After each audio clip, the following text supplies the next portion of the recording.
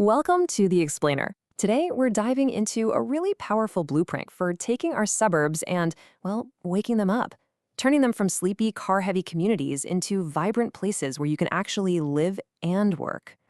So let's just start with this, because it says it all. On the left, you've got the problem. It's the suburb most of us know, gray, separated, built around the car. And on the right, that's the goal, a thriving, walkable community where life happens on the street, not just inside a car. The difference is night and day, and today we're going to map out the journey from that image on the left to the one on the right. Okay, so before we can talk about a fix, we have to be really honest about the problem. We need to diagnose what's actually wrong with our current suburban model. For decades, we've basically built our suburbs to be dormitories, places that totally empty out between 9 and 5. And this has created a whole host of problems. First, you've got social isolation because there are no third places, no coffee shops or pubs within walking distance to just connect. Then there's what economists call negative productivity. That's all the time we lose sitting in traffic.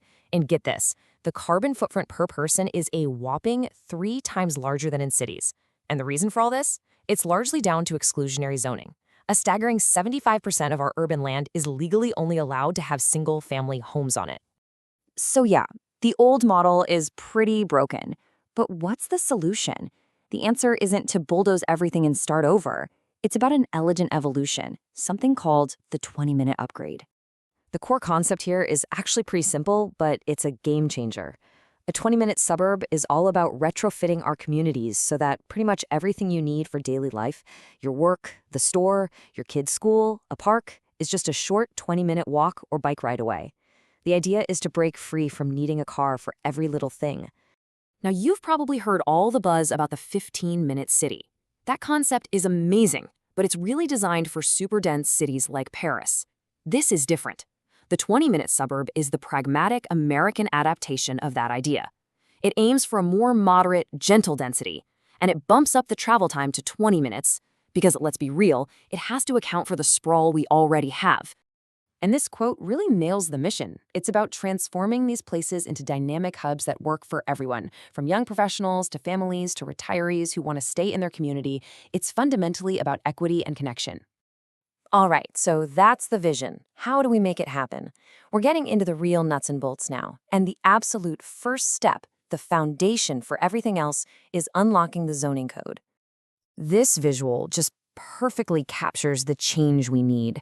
For the last century, our zoning has been a giant permission-denied sign, banning almost everything by default. The new model, which takes a lot of inspiration from Japanese planning, flips that on its head. It's about permission granted. Planners call this as-of-right zoning. It basically means that instead of having to beg for permission for every little thing, good, common-sense projects are allowed by default. Now, this doesn't mean you're going to have a factory prop up next door. We're talking about legalizing a pretty narrow range of low-impact, neighborhood-friendly uses. Think about a little corner cafe, a small co-working office, or those live-work units. When you allow these things automatically, you start to bring life back to the neighborhood during the day. So once you've opened up the rulebook, you can actually start building the right kinds of buildings. And this is all about creating something called the missing middle. This is it, the famous missing middle. For decades, we've basically only built 2 things, single-family houses and giant apartment blocks. The missing middle is everything in between. Duplexes, townhouses, courtyard apartments. It's all about adding more homes and more variety in a way that still feels like a neighborhood, not a concrete jungle.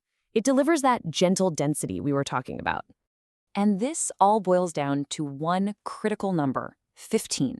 15 dwelling units per acre.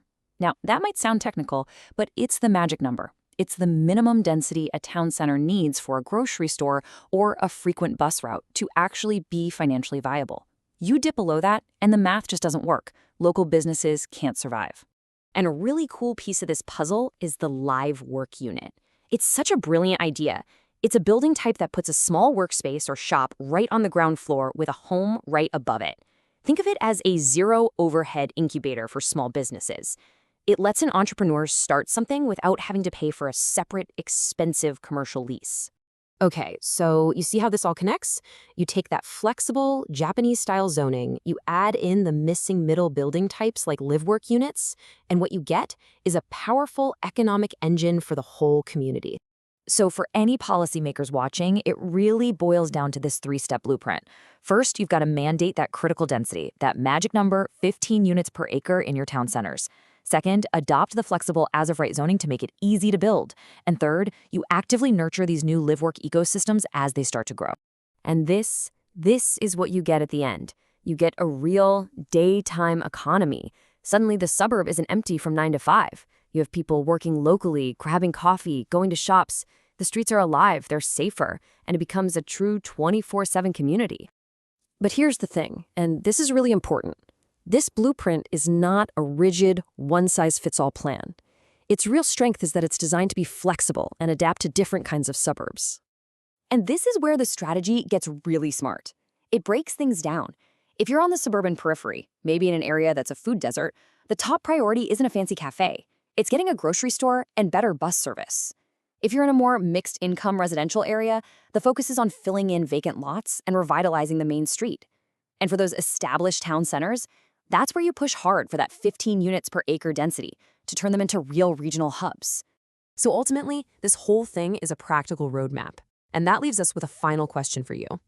Take a second and think about your own neighborhood. Which one of these types are you in?